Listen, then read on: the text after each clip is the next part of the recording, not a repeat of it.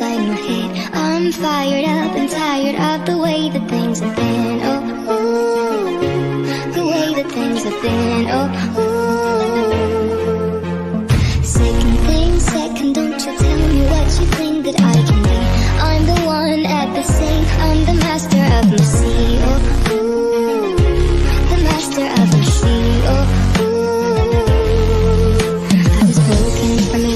taking my soul into the masses, writing my poems for the few that looked at me, took to me, shook to me, feeling me, singing my heartache. From the pain, taking my message, from the veins, speaking my lesson, from the brain, seeing the beauty through the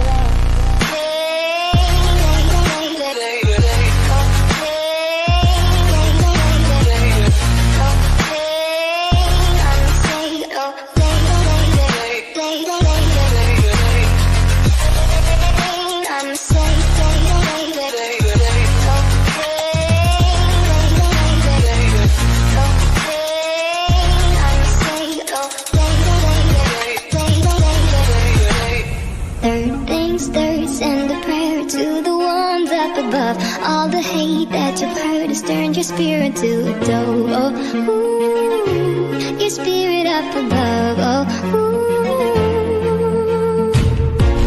Hey, and you made me a believer, believer.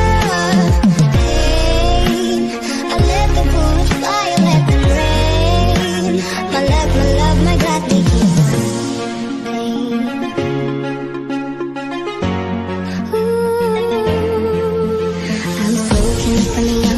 my soul into the masses, writing my poems for the few that looked at me, took to me, shook to me, feeling me, singing my heartache. From the pain, taking my message, from the veins, speaking